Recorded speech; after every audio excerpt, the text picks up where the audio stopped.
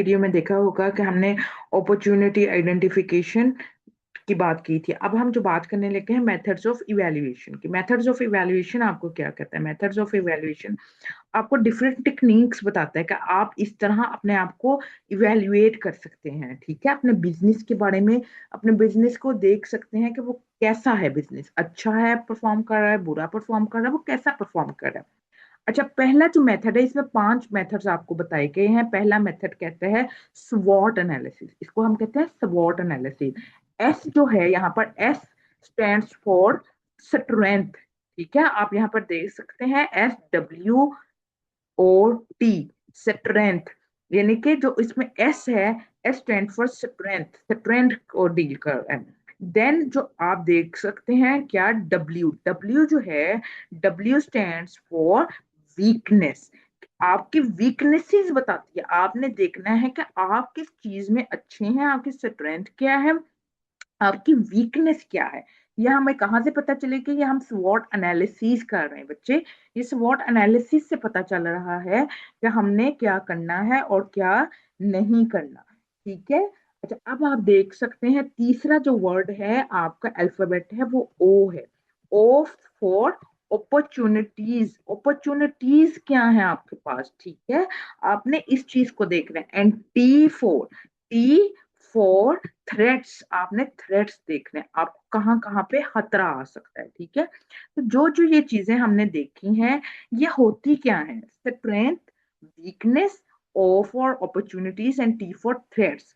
अगर आप पहले दो की बात करें, एस एंड डब्ल्यू, ठीक है, एस और डब्ल्यू क्या है? ये इंटरनल फैक्टर्स की बात करते हैं। ठीक है, इंटरनल फैक्टर्स, कि आपके पास कितना अच्छा एक्सपीरियंस है या नहीं है। ठीक है, आपके अंदर फॉर एग्जाम्पल, ठीक है, ये मैं आपको बता रही हूँ, क्या बता रही हूँ, मैं आपको ये बताना चाह रही हूँ कि आपने क्या देखना है। आपने देखना है कि आपके पास जो एस और डब्ल्यू है, मैं इसको हाईलाइट भी कर देती हूँ। एस और डब्ल्यू जो मैंने ये येलो कलर से हाईलाइट किया ना, ये इंटरनल फैक्टर्स की बात करता है। मैं इधर लिख भी देती हूँ कि इंटरनल फैक्टर्स, येलो कलर किस चीज को रिप्रेजेंट कर रहा है? इंटरनल फैक्टर्स को। अगर तो इंटरनल फैक्टर्स आपके स्ट्रॉन्ग हैं तो आप उसको एस में ले जाएंगे, यानी कि आपकी स्ट्रेंथ है। और अगर आपके इंटरनल फैक्टर्स वीक हैं तो आप उसको क्या कहेंगे? क्या वीकनेस है, या आपकी वीक पॉइंट है। तो ये जो एस है, येलो रिप्रेजेंटेशन है, मैं इधर लिख भी देती हूँ। रिप्रेजेंटेशन ऑफ येलो कलर क्या है? ये है रिप्रेजेंटेशन ऑफ येलो कलर, क्या कर रही है हमारे पास? ये हमें बता रही है, ये हमारे इंटरनल फैक्टर्स को डील कर रही है। ठीक है, और for opportunities and T for threats क्या है? ये जो है इनको हम कहते हैं, इनको हम एक्सटर्नल फैक्टर्स के, एक्सटर्नल फैक्टर्स हैं, इनको हम कहते हैं ये एक्सटर्नल। है। अच्छा, अब मैं आपको एक एग्जांपल के थ्रू समझाती हूँ। एस क्या है? अब अपॉर्चुनिटीज, एक्सटर्नल फैक्टर्स और इंटरनल फैक्टर्स क्या होते हैं, मैं आपको इसके बारे में एक्सप्लेन करती हूँ। इंटरनल फैक्टर्स आप कहते हैं कि ये मेरी वजह से, ठीक है, इंटरनल ये आपके ऑर्गेनाइजेशन की वजह से हुआ, या एक एंटरप्रेन्योरियल एक्टिविटी की वजह से हुआ। जबकि एक्सटर्नल फैक्टर्स क्या कहेंगे कि बाहरी दुनिया में ऐसा कुछ हो रहा था।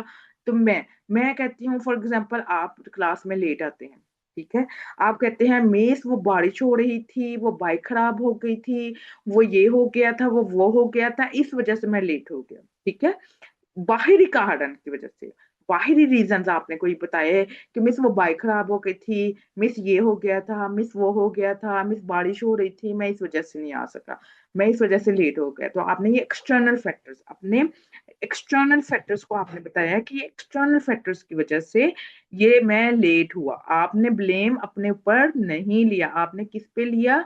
आपने एक्सटर्नल फैक्टर्स पे डाल दिया।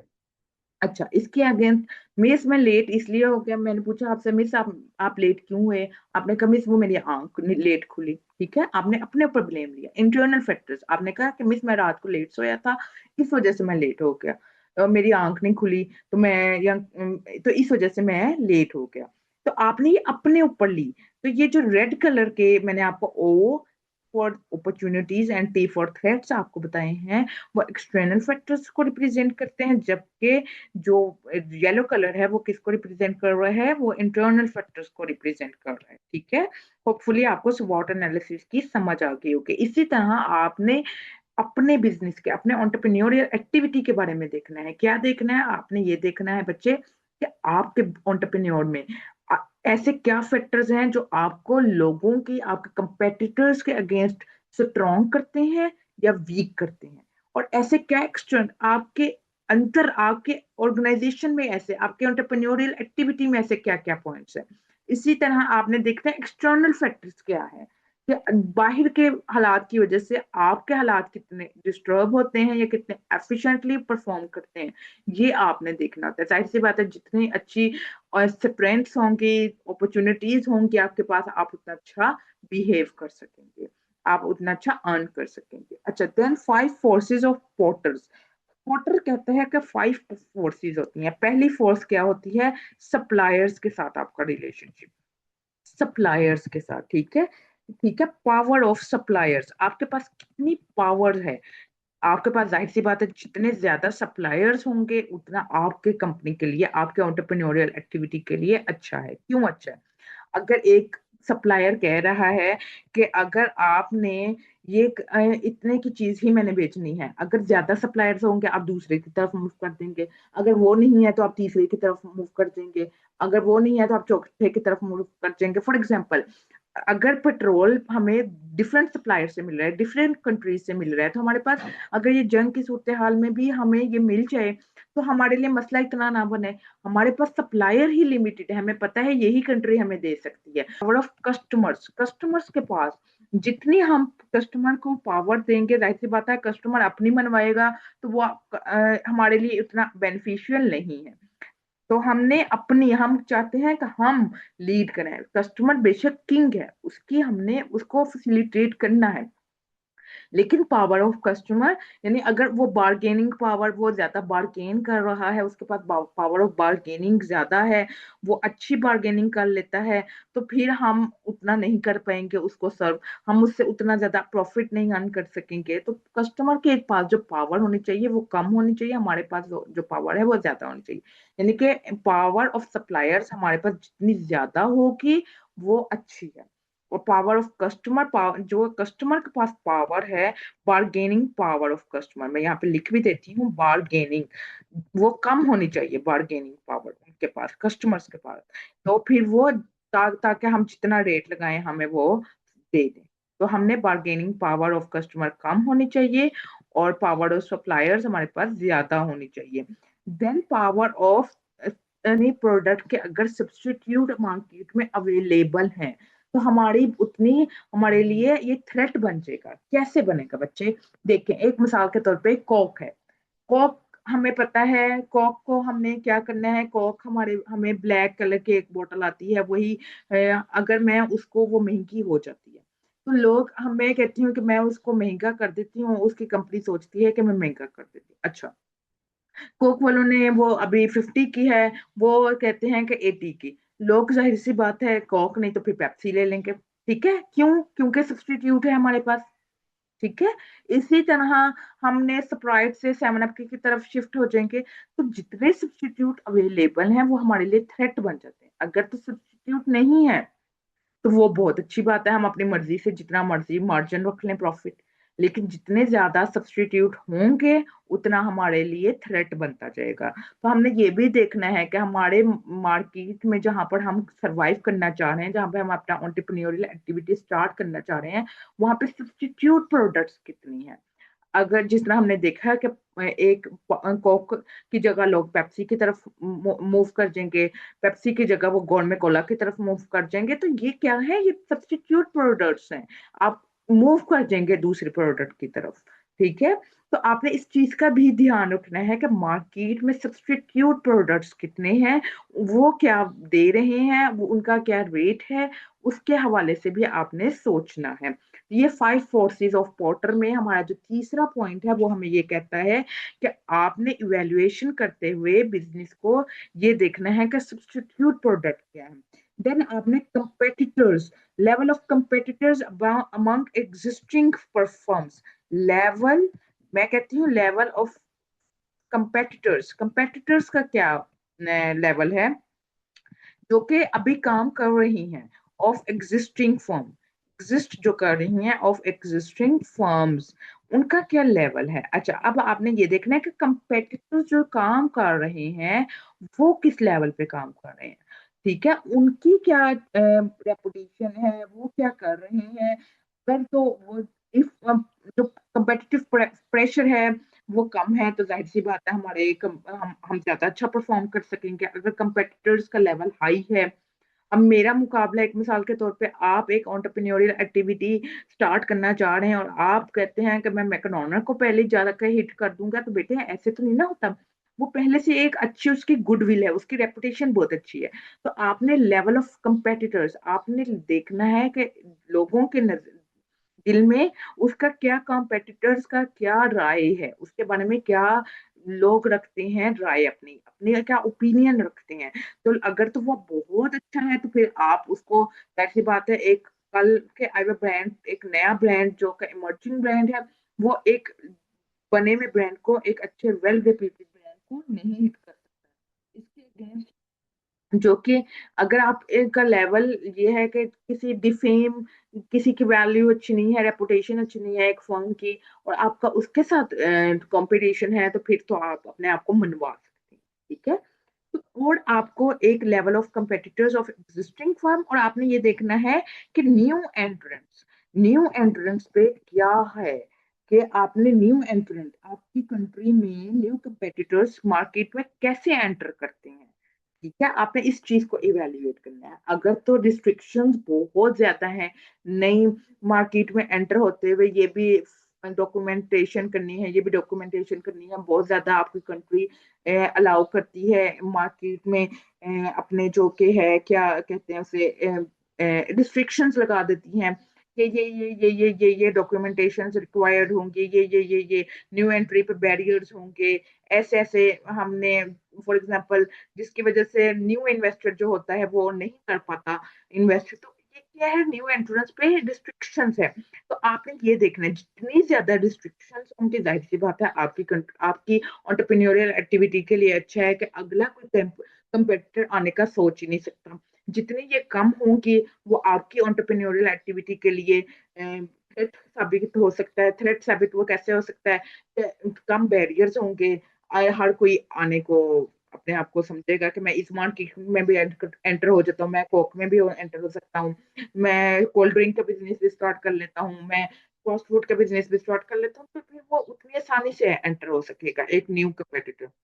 जबकि अगर ज्यादा बैरियर्स होंगे, अगर बैरियर्स इन न्यू एंट्रेंस, मैं यहाँ पे लिख देती हूँ, बैरियर्स इन न्यू एंट्रेंस, जितने ज्यादा बैरियर्स होंगे उतना हमारे लिए, आपकी एंटरप्रेन्योरियल एक्टिविटी के लिए अच्छा है। वो कैसे अच्छा है, बैरियर्स ऑफ न्यू एंट्रेंस इस लिहाज से अच्छा होगा, जितने ज्यादा बैरियर्स लगे होंगे न्यू एंट्रेंस आने का सोचेगा भी नहीं उस मार्केट। जितने आप मार्केट रिसर्च करें, अब मार्केट की रिसर्च करें, अब मार्केट को एनालिसिस करें कि मार्केट में क्या, आप मार्केट से इंफॉर्मेशन कलेक्ट करें, कलेक्ट इंफॉर्मेशन फ्रॉम मार्केट, आप कलेक्ट कर लें मार्केट से, सप्लायर से कलेक्ट कर सकते हैं, आप डिफरेंट वे से कलेक्ट कर सकते हैं, आप कंपेटिटर से कलेक्ट कर सकते हैं इंफॉर्मेशन, कलेक्शन ऑफ इंफॉर्मेशन, आप इंफॉर्मेशन को कलेक्ट करें। आप किस तरह कलेक्ट कर सकते हैं, आप कस्टमर से कलेक्ट कर सकते हैं, आप कंपेटिटर से कलेक्ट कर सकते हैं। तो आपके पास ये डिफरेंट वेज हैं कि आप उसके बारे में आप खुद ऑब्जर्व कर सकते हैं।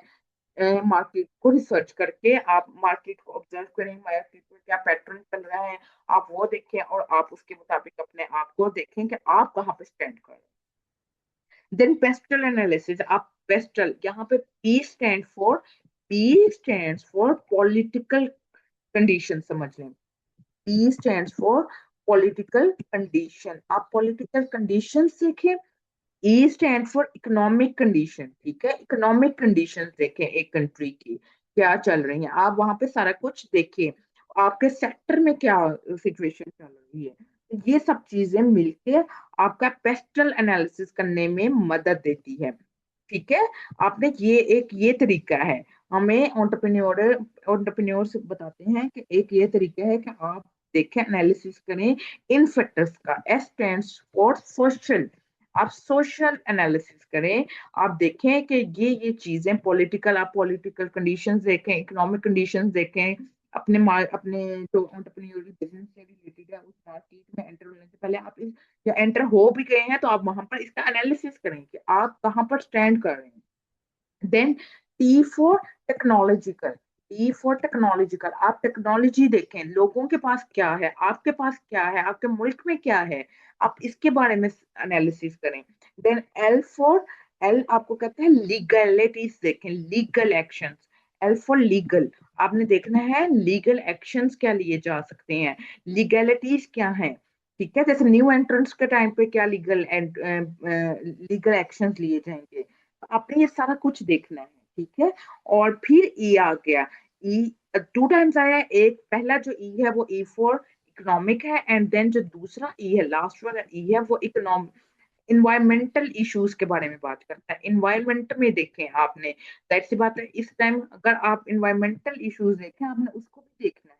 ठीक है, आपके पास आपने इन सबको अंडरस्टैंड करके हुए अपने एंटरप्रेन्योरियल एक्टिविटी को एनालाइज करना है और उसके मुताबिक अपने आप को ऑर्गेनाइज करना है। Then financial projection and analysis, आप फाइनेंशियली प्रोजेक्ट करें, आप इवेल्युएट करें, आप फोरकास्ट कर लें। फॉर एग्जांपल आप कहते हैं आप अपनी फोरकास्टिंग करें, आप देखें कि आप अगर एक कोल्ड ड्रिंक का बिजनेस स्टार्ट करना चाह रहे हैं तो उसकी कॉस्ट कितनी होगी, फोरकास्ट करें, यानी कि एस्टिमेट करें, फोरकास्टिंग करें। कैसे करें, कॉस्ट देखें, उस पे आप कितनी अपनी प्राइस चार्ज करेंगे, आपको कितनी इनकम उसमें प्रॉफिट मिलेगा, आप ये सब कुछ प्रॉफिट देखें, सारा कुछ आप देखें, उस पे आपने प्राइस क्या सेट करनी है, आप सब कुछ फोरकास्ट करके देखें। ये कौन कहता है, ये हमें फाइनेंशियल प्रोजेक्शन, हम यहाँ पे फाइनेंशियल प्रोजेक्शन कर रहे हैं, हम यहाँ पे फाइनेंशियल मनी मैटर्स के हिसाब से बात कर रहे हैं कि आप देखें कॉस्ट आपकी कितनी लगेगी, आपकी प्राइस कितनी होगी, उस पर प्रॉफिट कितना मार्जिन सेट करेंगे। क्योंकि आप अकेले तो है नहीं, वहां पर और भी कोल्ड ड्रिंक्स के बिजनेस स्टार्ट हो रहे हैं, वहां पर और भी बहुत सारे सर्व कर रहे हैं, तो आपने ये देखना है कि आप क्या करेंगे, आपके उसमें कॉस्ट कितनी आएंगे, आप उस पर प्राइस कितनी लगाएंगे, क्योंकि आप अपनी मर्जी से तो प्राइस नहीं लगा सकते। कंपेटिटर्स को भी आपने देखना है, सारा कुछ आपने एनालाइज करना है, मार्केट को भी देखना है। तो आपने ये देखना है कि आप उस पर कितनी प्राइस लगाएंगे और देन उस पर आपको कितना प्रॉफिट मार्जिन मिलेगा। तो ये सब कुछ कैसे होगा, ये हमें फाइनेंशियल प्रोजेक्शन एंड एनालिसिस हम देखें कि हमारा जो प्रॉफिट मार्जिन कितने होंगे, हम ब्रेक इवन पे होंगे, यानी कि ब्रेक इवन मतलब कि आप ना लॉस की सिचुएशन होती है। ब्रेक इवन ये मैं आपको लिख भी देती हूँ, ब्रेक इवन पॉइंट हम क्या कहते हैं, no profit no loss situation. यानी कि एक ये कंडीशन हो सकती है ना कि ना आपको प्रॉफिट हो ना आपको लॉस हो। ठीक है, फिर आपने प्रोजेक्ट किया, आपने ये एक ये भी हो सकती है, आपको प्रॉफिट भी हो सकता है कि आपकी कॉस्ट कम है, प्रॉफिट इज इक्वल टू क्या होगा, कॉस्ट इज लेसर देन आपकी जो प्राइस है। ठीक है, आप उतना लगा सकते हैं, एक ये सिचुएशन हो सकती है। तीसरी सिचुएशन क्या हो सकती है, लॉस की, कि लॉस आपको क्या हो, लॉस हो जाए, यानी कि cost is much higher than lost, cost is higher than, ठीक है, हायर देन, इससे ज्यादा है प्राइस से कहीं ज्यादा है, तो आप कहते हैं क्या है ये, हमारा लॉस हो गया। ठीक है, अब आपने ये देखे 5 आपको मैंने बताया मेथड्स ऑफ इवेल्युएशन, हम इनके थ्रू क्या कर सकते हैं, हम इनके थ्रू अपना एनालिसिस कर सकते हैं, अपनी एंटरप्रेन्योरियल एक्टिविटी का एनालिसिस। पहला एनालिसिस हम स्वॉट analysis, then 5 forces of Potter, then market research, then pestle analysis and financial projection and analysis। बच्चे आपने जब भी एंटरप्रेन्योरियल एक्टिविटी स्टार्ट करनी है, आपने इन चीजों का एनालिसिस, या अगर आप एंटर हो भी गए हैं, स्टार्ट कर लिए हुए अपना स्टार्टअप, तो फिर भी आपने इन चीजों का ध्यान रखना है। ठीक है, आज के लिए इतना ही, जजाकल्ला, अल्लाह।